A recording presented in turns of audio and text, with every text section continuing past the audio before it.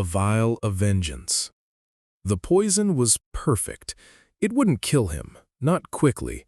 That was the beauty Ilara Vanya had spent 7 long years perfecting in the shadowed libraries and forbidden laboratories of the Viridian Isles. Her hands, once steady as she crafted healing tinctures for the royal court of Eldergrove, now trembled not with fear, but with icy anticipation as she sealed the final, flawless vial. Tonight, Master Kale would finally taste the betrayal he'd served her on a gilded platter. Ilara hadn't been born to darkness.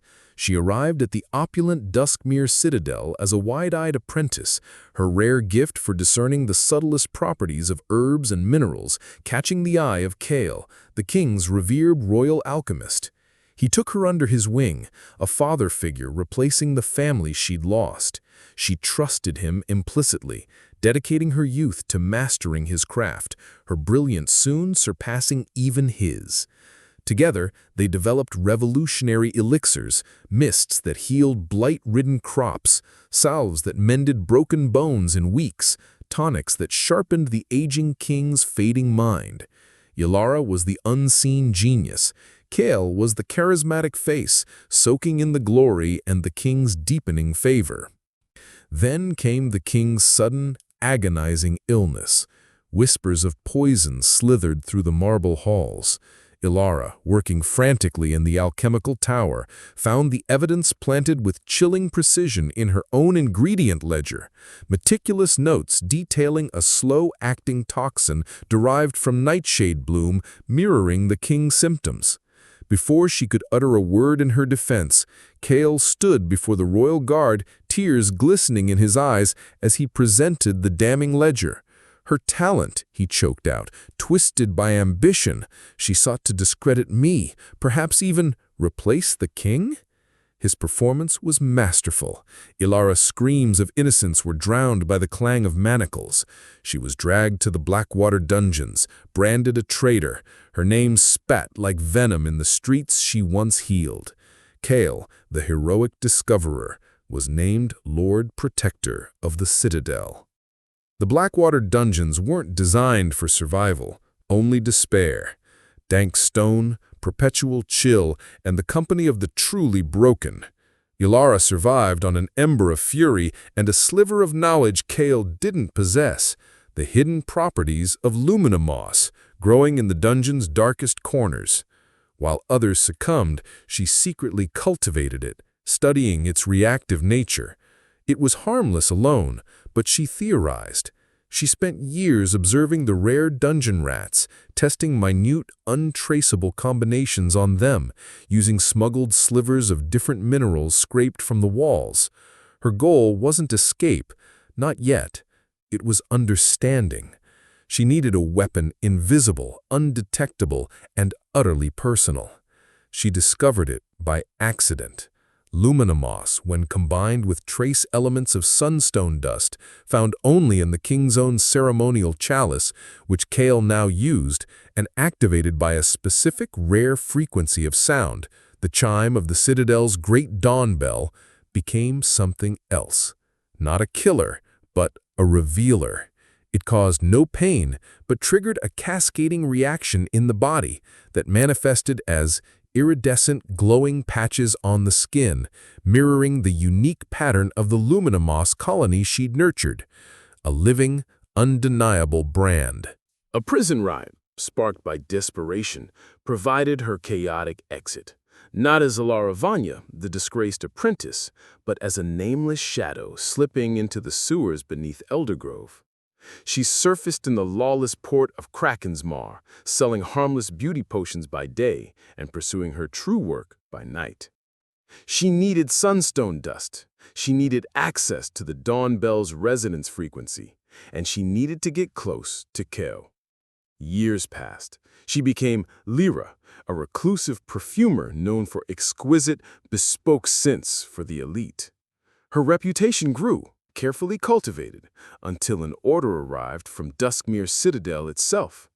Lord Protector Kale desired a unique signature fragrance for the Grand Midsummer Gala, celebrating his decade of wise stewardship. Alara's heart was a drum of ice as she entered the citadel, now a monument to Kale's vanity. Marble bore his crest, tapestries depicted his heroism, the air smelled of citrus polish and hypocrisy. She masked her revulsion with serene professionalism. Kale, older, heavier, with power and indulgence, barely glanced at the humble perfumer. He demanded something unique, powerful, unforgettable. Alara presented 3 samples. The third, subtly infused with her carefully prepared, inert, luminous sunstone compound, was the one he chose.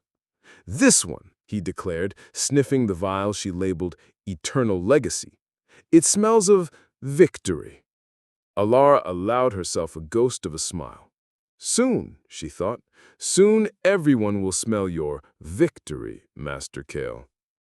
The midsummer gala was a sea of silk, jewels, and hollow laughter beneath the citadel's great crystal dome. Alara, disguised among the serving staff, watched Kale hold court. He dabbed Eternal Legacy on his wrists, his throat preening. The final piece was the dawn bell. As the first sliver of true dawn light hit the horizon, the bell's deep, resonant chime would sound. Alara positioned herself near the great bell tower's harmonic resonator, a forgotten access point she'd discovered years ago as an apprentice. She held a small, tuned crystal.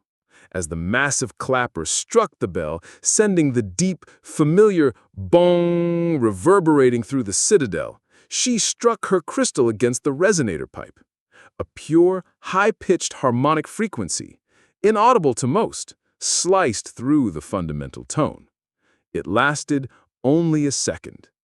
Nothing happened immediately. Kale continued his speech, basking in adulation.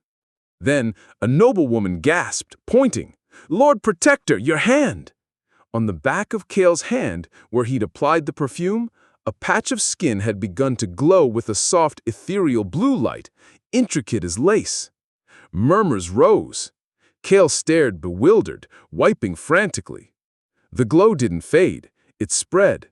Up his wrist, visible above his cuff, more patches bloomed on his neck like luminous tattoos.